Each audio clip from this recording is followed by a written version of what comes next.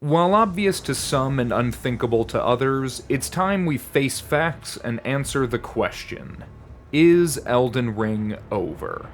I know, it's depressing.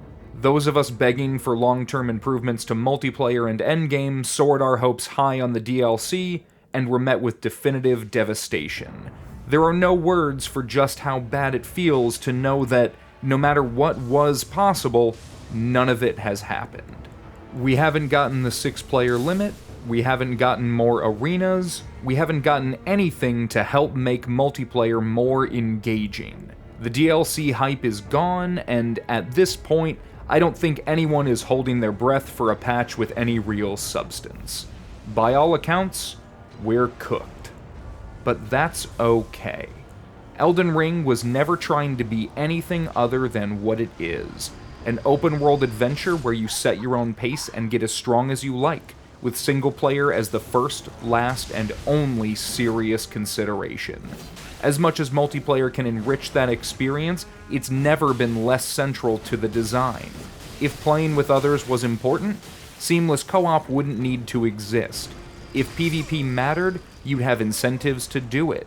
There's perhaps nothing that screams single-player more than giving hosts a tool like the Taunter's Tongue. It's every shitter's dream and invader's nightmare.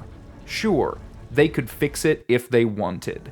Then again, that assumes it's broken. Everything about Elden Ring is working as intended. It's why the patches we get every month or so do little beyond balancing and bug fixing. They're tidying up a room after a party, not trying to keep it going. And you know what? It's probably for the best. Elden Ring has so many fundamental roadblocks to being a good multiplayer game that the amount of work required to course correct is possibly unreasonable to expect.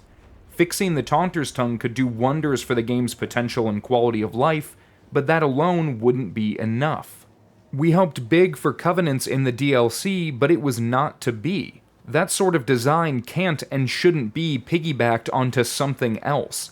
It needs to be carefully placed to have purpose. People rightly criticized the Covenants of Dark Souls 3 for being shallow mechanical interpretations of previous games. As funny as it is to long for that experience, we deserve an across-the-board improvement. That means interesting lore, unique mechanics, and enticing rewards that all incentivize engagement. I want gravelording to be a tangible experience instead of this cool idea that was quickly abandoned. I want to become a Rat King. I want Dark Moons and Sentinels to have distinct purposes. Covenants need to be thoughtful, and if Elden Ring's approach has taught us anything, it's that their interest lied elsewhere during development. We shouldn't want a half-baked implementation that improves nothing about the core experience. Fromsoft isn't trying to make a shitty live service game with cross-promotions and seasonal battle passes, and I'd hate to see them go down that road. Of course, there is a middle ground between the two, but that's a topic for another video. As it stands, if they had wanted to make Elden Ring a lasting experience, they would have done it.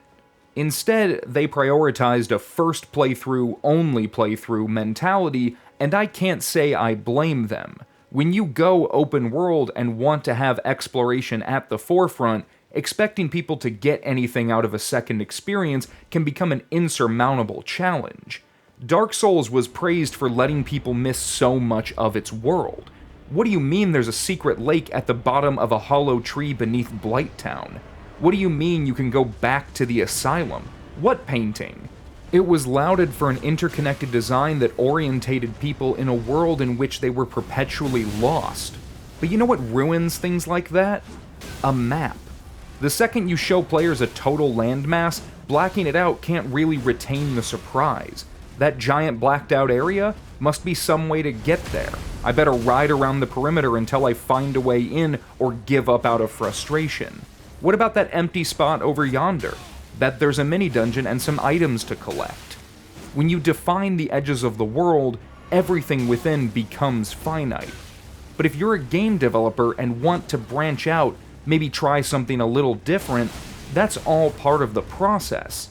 You can't grow if you limit yourself to past designs. Even if the new ones aren't as good, Experimentation is essential to art.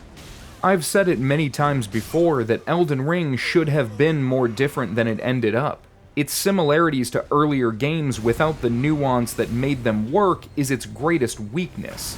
So we should be hopeful From Software has learned from Elden Ring, that the 8 or so years dedicated to its creation and maintenance will pay off big in future games. I know many people think this is the end of what they love about the studio, and I'd be lying if I said I didn't have my concerns. But even if you hate Elden Ring with every fiber of your being, the fact remains that it's far from the worst game out there. Honestly, every other game of every other franchise is so far behind that there really isn't any comparison for me. Souls games, even at their worst, exist in a realm I find practically untouchable. They could all be improved, sometimes in bafflingly simple ways, but they're still the best games on the market for my money. So I say we stop hoping for Elden Ring to get better, and start hoping it taught everyone some valuable lessons.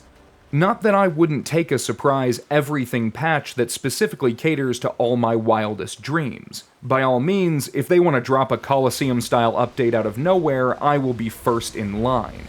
It's just not healthy for me to anticipate miracles. And though the game may be over, the community lives on. The excitement has vanished, but creators are still going to make interesting content around it. People will find new ways to play and new things to enjoy. So long as there's a player base, the game will continue. It's the same philosophy that drives the multiplayer at its core. Engagement begets engagement. When you play with a friend, you invite an invader. When an invader arrives, you invite a blue. It's a miserable way to punish that invader, but so long as people are playing together, at least they'll have someone to invade. And while I know I'm being uncharacteristically positive, I remain painfully aware of the reality of the situation. Elden Ring has caused me an endless amount of frustration over the last few years, and it's not hyperbole to say I could not have been more disappointed in how everything shook out.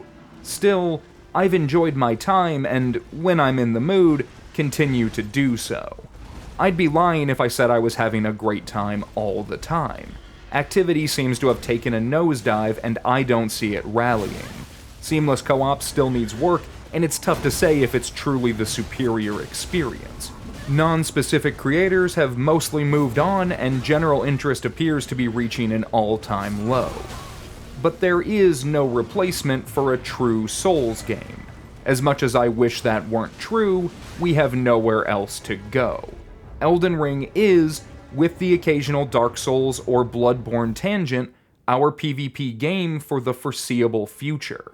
Some folks want to see people return to Dark Souls 2 or 3, games where the multiplayer made sense to them. Honestly, that doesn't sound terrible. The challenge is getting everyone on the same page and respecting that people want different things. As much as I love Dark Souls 3, I've played it to death.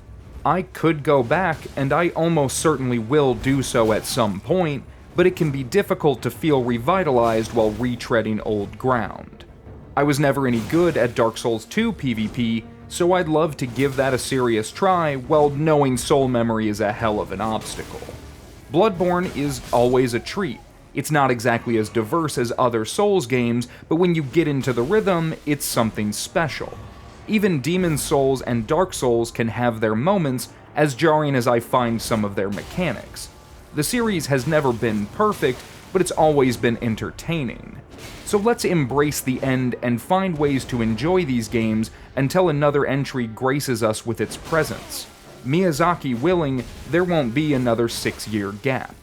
That said, I don't want them to rush anything either. Haste makes waste, after all.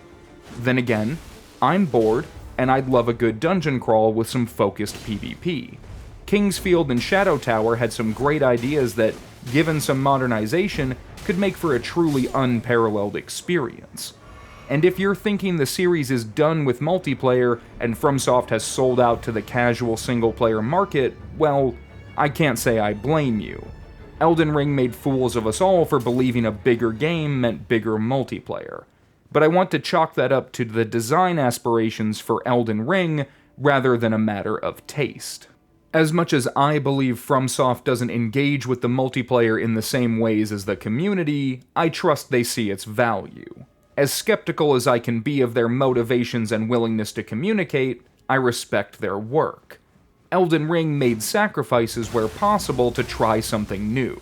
That those cuts came out of multiplayer and replayability makes sense, however damaging. But if we can acknowledge that the multiplayer has value, and that From Software sees that value, then we should expect them to learn from the experience and do better in the future.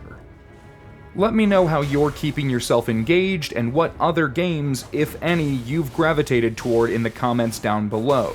I'm going to continue making content around this series and probably around anything else I find interesting. We may have a long journey ahead of us, and I'd prefer we share the road. Like the video and subscribe for more. Until next time, thank you for watching.